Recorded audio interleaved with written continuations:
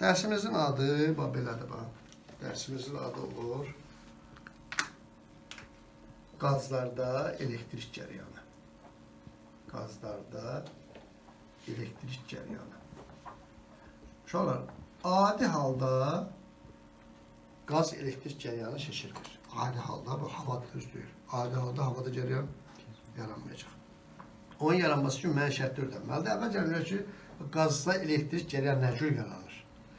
Burada birinci, biz qaz boşalması anlayışı nədir? Bunu cavab verməliyik. Qaz boşalması. Qaz boşalması nədir? Qazdan cəryan keçməsi qaz boşalmasıdır. Təbiətdə məsələn, ildırım var da düzdür. İldırım qazın cəryan keçirməsidir. Sonra qaynaq aparatı işlətmirlər. Qaynaq aparatı da qazın, havanın qaz keçirdiyi nədir? Havanın elektrik cəryan keçirməsidir.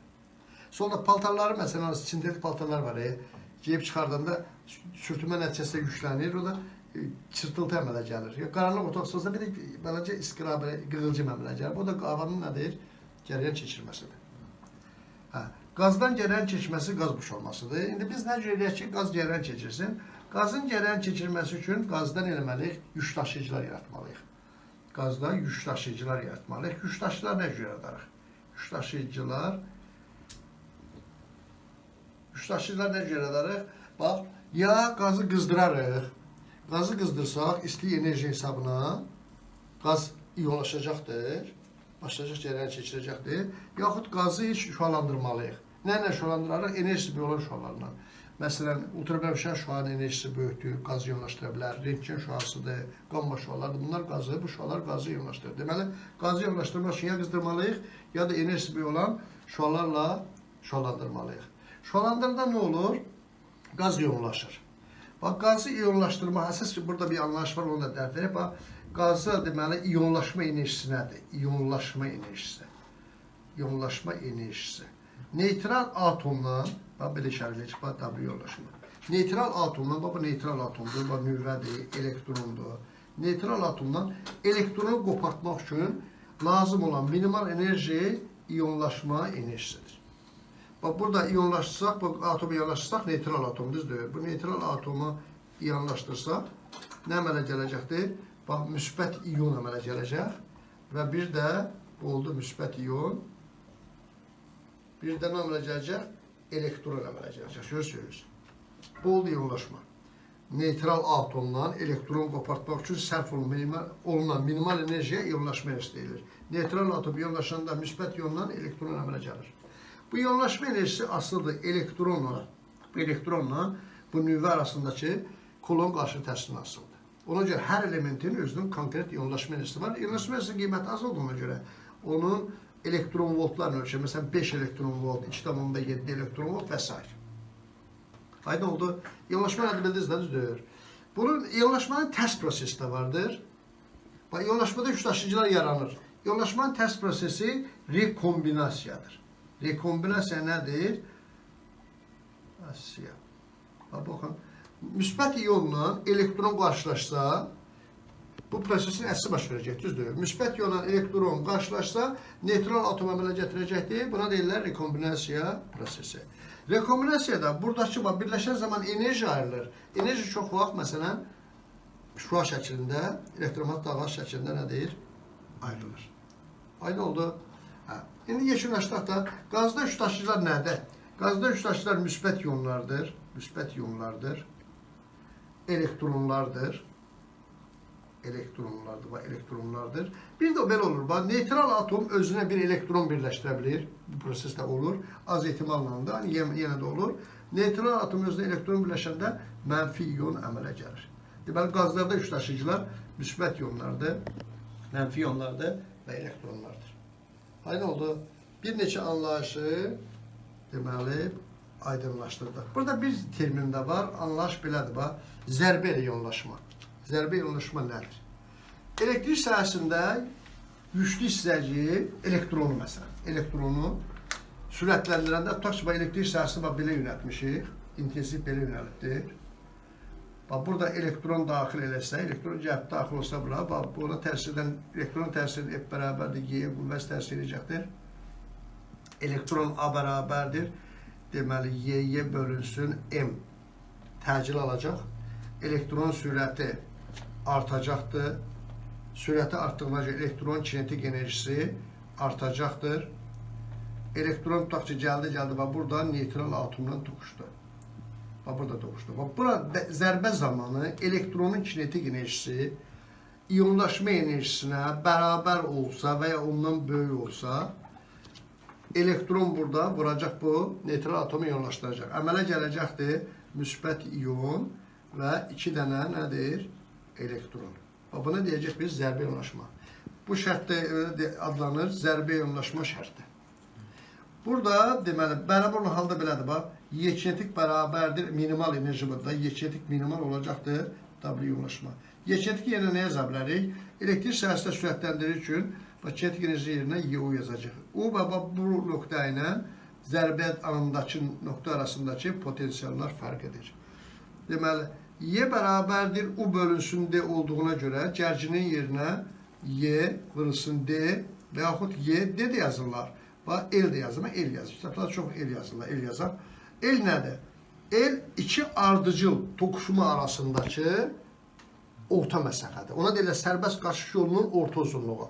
Bax, elektron gəldi burada, bir burada toqquşdu. Məsafə az oldu. Tutaq gəldi burada toqquşdu, sonra burada toqquşdu, sonra getdi burada toqquşdu. Görürsünüz, məsafələr dəyişir. Bu orta uzunluqdur. Sərbəst qaçış yolunun orta uzunluğudur. Bəzən belə də yazmaq olar. Burada kinetik enerji yerinə MV kvadrat bölünsün 2 də yazmaq olar. Bu tip testləri nədir? Həll etmək olar. Deməli, zərbə iyonlaşma nədir? Elektron elektrik sahəsində enerji yığır. Gəlib neytral atomla toqquşanda, əgər elektron kinetik enerjisi toqquşma anındakı kinetik enerjisi iyonlaşma enerjisindən böyük olsa, elektron burada müstəqil və qeyri-müstəqil qaz boşalmaları. Müstəqil və qeyri-müstəqil qaz boşalmaları. Gəl əvvəl belə bir şəklə baxaq. Tutaq ki, bir lövhədir, məsələn, sink lövhə ya mis lövhədir. Bu da başqa sink lövhədir, məsələn, metaldır da. Bu, deməli, lövhələri qoşmuşuq dövrəyə. Bura müsbət qütbə bağlayaq, bura mənfi qütbə bağlayaq, belə oldu. Burada bir dənə də mikroampermetr qoşaq. Bu, havadadır, düzdür. Kibriti yandırırıq belə, yandı. Bu istiliyin hesabına buradakı hava iyonlaşır. Müsbət iyonlar və elektronlar əmələ gəldi. Müsbət iyonlar elektrik sahəsi belə yönəlməyibdir. Burada müsbət lövhədən mənfi lövhə var, düzdür. Müsbət iyonlar elektrik sahəsinin təsiri ilə gələcəklər hara? Mənfi lövhəyə tərəf. Bu iyonlara F bərabərdir Q-yə qüvvəsi təsir edəcək.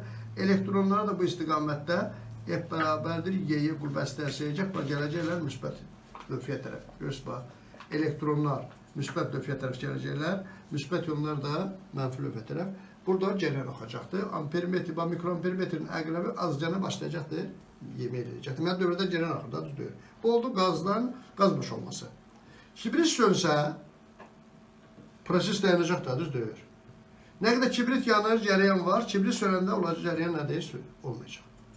İyonlaşdırıcının təsirlə yaranan və iyonlaşdırıcının təsiri yox olandan sonra yox olan boşalmaya qeyri-müstəqil boşalma deyilir. İyonlaşdırıcı var, cəryan var. İyonlaşdırıcı söndü, cəryan nədir? Kəsildi. Bu olur qeyri-müstəqil qaz boşalması. Belə deyirlər, bu iki lövhə arasında qızdırmayaq. Kibritlə qızdırmayaq. Buradan ultrabənövşə şüa salaq. Yenə buradan qaz, hava iyonlaşacaqdır. Bu proses yenə baş verəcək. Bu iyonlaşdırıcını söndürsək, olmasa cəryan kəsiləcək. İyonlaşdırıcı var, cəryan var. İyonlaşdırıcının təsirini kəsdi, cəryan kəsildi. Bu boşalma olur, qeyri-müstəqil qaz boşalması olur. Bu boşalmaları öyrənmək üçün belə bir qurğu yığırlar. Bu balonun içərisində qaz var, amma qazın təzyiqi azdır. Aşağı təzyiqdə, seyrəkdir qaz burada. Bura olsun, məsələn, deməli, katodu qoşaq, mənfi lövhə qoşaq. Bu tərəf anodu olsun. Anodu qoşacaq müsbət lövhəyə. Gəlin belə qoşaq. Cəryanı ölçmək üçün bir dənə mikroampermetr qoşaq, ya milliampermetr qoşaq, cəryanı ölçsün. Sonra bir dənə burada voltmetr qoşaq. Anoddan katod arasındakı gərginliyi ölçsün. Bu volt gərginliyi dəyişmək üçün reostatı belə qoşurlar. Bu reostatdır. Görürsünüz, reostatdır. Bu tərəfi qoşduq mənfi qütbə. Bu birisi tərəfi, bir də açar olsun, elektrik açar olsun. Bax, qapadıq. Baxın, bax, burada belədir, bax. Bu reostatı bu vəziyyətində görürsünüz. Volt sıfırdır. Anoddan katosa gərginlik sıfırdır. Bax, bu sürüşkən kontaktı, bax, sürücü qolunu sağa apardıqca belə gərginlik artır. Bax, bu sağa sürüşdürməklə gərginliyi, anoddan katot arasında gərginlik dəyişə bilirik. Nə edirik? Bax, burada yerləşdiririk bu ampermetrin göstərişini, bax, burada yerləşdiririk orta toxunda. Deməli, apsis toxunda voltmetrin göstərişini yerləşdiririk. Deməli, bu qrafikdə biz qazın voltamer xarakteristikasını şəklini almaq istəyirik. Gərginlik sıfır olanda cəryan sıfırdır. Gərginlik verməmişik. Cəryan sıfırdır. Buradan da iyonlaşdırırıq. İyonlaşdırıcıdır burada, bax. İyonlaşdırıcı ilə təsir edirik. İndi, bax, iyonlaşdırıcının təsirində burada əmələ gəlir müsbət iyonlar, elektronlar, oldu elektronlar. Anoda müsbət gərginlik vermişik, katoda mənfi gərginlik vermişik, bax, belə.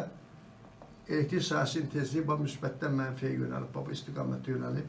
Müsbət yükləri bu katod istiqamətdə qüvvət təsir edir, elektronlara anod istiqamətində qüvvət təsir edir. Elektronlar gəlirlər anoda, müsbət iyonlar gəlir katoda, dövrədən cəryan axır. Gərginlik artırdıqca cəryan artır. Gərginin müəyyən qiymətindən sonra cəryan artımır. Oldan aya kimi cəryan artır. Adam belə qədər gərginliyi artırsaq da cəryan axmır. Bu cəryana deyirlər doyuma cəryanı. Doyuma cəryanı. Doyuma zamanı iyonlaşdırıcının yaratdığı iyonların hamısı, yükdaşıyıcıların hamısı elektrodlara çatır. Daha hamısı çatdığından sonra, bundan sonra gərginlik artıranda cəryan artmayacaqdır. Doyma cəryanında düşür belədir, bax. I doyma bərabərdir N-yə. N burada 1 saniyədə iyonlaşdırıcının yaratdığı iyon kütlərinin sayıdır. Bax, doyma cəryanını bu üstüne hesablaya bilərsiniz. Burada gərginliyi artırırıq. Gərginliyin elə bir qiyməti var ki, o qiymətdən sonra, məsələn, tutaq ki, U1 gərginliyi, bu gərginlikdən sonra cəryan təzdən başlayır artmaq. BC hissəsi oldu. Bax, belə.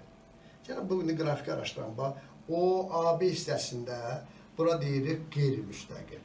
Qeyri-müstəqil. O AB hissəsi qeyri-müstəqil qaz boşalmasıdır. Bu hissədə iyonlaşdırıcının təsirini kəsəndə, cəryan kəsilir. Ta U1 gərginliyinə kimi. U1 gərginliyindən sonra bu hissədə iyonlaşdırıcının təsirini kəsəndə də cəryan kəsilmir. BC hissəsindəki boşalma olur, müstəqil qaz boşalması. Müstəqil boşalma. Buna deyirlər müstəqil qaz boşalması. İyonlaşdırıcının təsirini kəsəndən sonra da mövcud olan boşalmaya deyirlər müstəqil qaz boşalması. Deməli, U1 gərginliyi qeyri-müstəqil qaz boşalmasına uyğun ən böyük gərginlikdir. Müstəqil qaz boşalmasına uyğun ən kiçik nədir? Gərginlikdir. Bəs niyə artır? BC hissəsində cəryan niyə artır? Gəlin onu nədir? Biraz araşdıralım. Burada elektron gəldi, elektron gəlir, elektrik hissəsi sürətlənir. Gəlir, məsələn, bir dənə neytral atomdan toqquşdu. Zərbə yanaşma nəticəsində 2, burada gərginlik böyük olduğuna görə elektron burada enerjisi çox olur. Vurur buradan, ikinci elektron buradan qoparlar, 2 elektron da gəlir. Bu 2 elektron da yolda başqa atomlarla rast gəlsə, tutaq ki, onlarla toqquşurlar, onda olur 4 elektron. Bu 4 elektron yolda başqa elektronlarla rastlayıb, başqa neytron atomlarla rastlaşanda onları iyonlaşdırsa əgər, məsələn, tutaq ki, onda görürsünüz, biraz da çoxalır. Bunlar da yolda başqalarla toqquşsalar, belə görürsünüz. Çoxala gedirlər. Oldu. Belə artı da nədir? Gedirlər.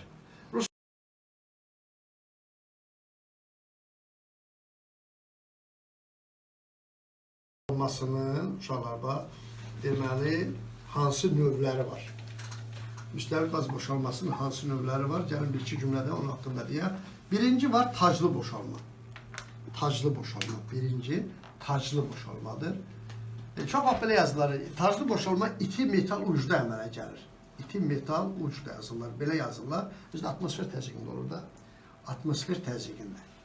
Amma bir şey deyəm, məsələn, iti metal ucu yox, nazik məftil olsa, belə uzun məftil olsa, orada da əmələ gələcək. Bu kserkop aparatları var ha. Bir dənə belə işıq görsün, gedib gəlir belə. Orada işıq bu şüalandırmaq üçündür. Orada bir nazik məftil əvvəl belə gedir. Nazik məftilə yüksək gərginlik verirlər. O yükləndirir lövhəni. Oradakı lövhəni yükləndirir. Elə bir ki, kağız parçasıdır. Kağız parçasının üstünə məsələn, tutaq müsbət üçlərindən doldurur. Oldu. O tək iti metal ucu deyil. Nazik nədir? Məftillərdə də belə baş verir. deməli taclı bir müstəqil boşalma bir növü taclı boşalmada. Taclı boşalma iti metalurjda və ya çox nazik məftillərdə üstə cərcilər də baş verir. İkincisi qövs boşalmasıdır. Uşaqlar, qövs boşalmasıdır. Qövs boşalmasına misal, bax, biz qaynağı göstərə bilərik. Qaynaq aparatını məsələn. Qaynaq aparatında gərgin 220 volt deyil ha. Qaynaq aparatında mənbədən 220 volt götürsək, onu azaldır, 220 voltu transformatoru azaldır, eləyir 40-50 volt eləyir. Yəni gərginliyi 4-5 dəfə azaldırıq, əvəzində gəryan 4-5 dəfə artır. Gəryan artdığı üçün I kvadrat erti isti miqdarı 25 dəfə artır. Buna deyək qövs boşalması. Niyə qövs deyirlər? Qaynaq aparatda baxanda biz belə yumru, belə küləbi bir işıq görsünüzdür. Biz əgər bir qara eynək vursanız, o qaynaqçıların özlərinə bir qara şüşə qoyurlar, belə qoysanız, siz belə bir şey görəsiniz, bax burada, bax. Bax, belə bax, qövs görəsiniz, işıqlı qövs görəsiniz, bax, burada, bax. Ona görə buna qövs boşalması deyilir.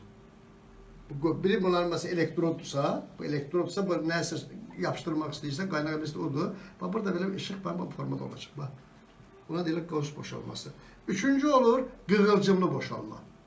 Qığılcımlı boşalma, uşaqlar, bax, ən çox buna misal deyə bilərik, ildırıma. Oldu. İldırımda nədir? Qığılcım boşalma verir. Qaynaq da atmosfer təzyiqində olur, qığılcım boşalma da atmosfer təzyiqində olur da. Havada olmur. Məsələn, bu yer səthi olsun, bu da ki, bulut gəldi, tutaq ki, var. Bu tutaq ki, buludun, məsələn, yükü müsbətdir. Oldu. Burada da ağac götürək, bir dənə ağaçlar çoxdur, hündür ağac olsun. Bu məsafə azalır. Buludla ağac arasında, hündür ağac arasında məsafə daha azdır. Y bərabərdir, U bölünsündür. D azaldığı üçün bu arasındakı ağac ilə bulud arasında intensivlik çox olur. İntensivlik müəyyən qiymətində artıq burada boşalma baş verir və deməli ildırım deyirsiniz, nəyə vurur? Hündür ağaçları vurur. Yağış yağanda ildırım, hündür ağaçların altında dayanmaq təhlükəlidir. Çalışın ağac altında dayanmayın. Oldu. Sonra burada ildırım, məsələn, bu ildırım alınması deyə, məsələn, bu belə deyək də, hündür ildırım ötürənlər qoyurlar. Bunun yükünü yavaş-yavaş azaldır, ildırım ötürən, ildırım nədir, baş vermir. Bir də boşalma var uşaqlar, dördüncü boşalma alovsuz boşalmadır.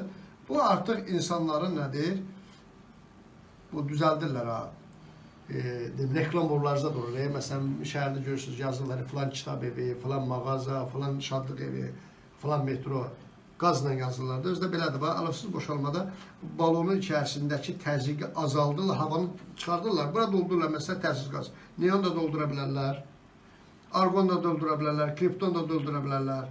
Çox vaxt hidrojen də doldururlar. Oldu. İndi hidrojen zərərlidir deyə çox vaxt çalışırlar, civə doldurmurlar da. Nəyə görə? Məsələn, civə insan qazımız zərərlidir. Bu neon ayrı rəng verir, argon ayrı rəng verir, kripton ayrı rəng verir. Axşam şəhəri gözəlləşdirən, şəhərləri gözəlləşdirən, şəhəri gecə həyatını gözəlləşdirən bu rənglərdir. Hərəsi öz rəngi var da. Alovsuz boşalmada bu elektrodlar arasında gərginlik yüksək olur, amma təzyiq atmosfer təzyiqindən az olur. Bunların hamısında, bunlar 4 dənə, müstəqil boşalmanın 4 növü var. Taclı boşalma, qövs boşalması, qığılcımlı boşalma, alovsuz boşalma. Bu dördündə də maddə plazma halındadır. Plazma harada olar? Plazma ionosferdə maddə plazma halındadır. Günəşdə, ulduzlarda maddə plazma halındadır. Sonra müstəqil boşalma növlərində maddə plazma halındadır. Yerin dərin qatlarında maddə plazma halındadır. Temperatur çox daxil. Deməli, belə hesablayın, plazmada iki cür olur. Tam iyonlaşmış plazma olur, orada neytral atom yoxdur. Bir də qismən iyonlaşmış plazma olur. Plazma elektrik cəryanı çox yaxşı keçirir. Plazmada müsbət mənfi yüklərin nədir? Konsentrasiyası bərabərdir. Elektrik cəhətdə neytraldır, amma müsbət də var neytraldır. Aydındır. Bu da nədir? Bunu deyim ki, yəni bilin ki, plazma nədir? Burada müstəqil boşalmanın 4 növün 4-ü də maddə plazma halındadır. Bir şey qaldı burada deyim, burada uşaqlar, voltamer xarakteristikası yoxdur. İnin udan asıllığı. İyonlaşdırıcının bir gücündə, müəyyən bir gücündə, vaxt belədirsə, İyonlaşdırıcı gücünü artıranda, daha güclü iyonlaşdırsaq, belə olacaq, burada görürsünüz, onda doyma cəryanı biraz olacaq, artır. İyonlaşdırıcı gücünü artıranda, deməli, qaz boşalmasında nə olur? Doyma cəryanı artır. Çünki çox şüa gəlir, çox şüa gələndə çox atom iyonlaşır, ona görə də doyma bərabərdir, çox atom iyonlaşdığı üçün, N artı üçün doyma cəryanı artır. Bu qədər.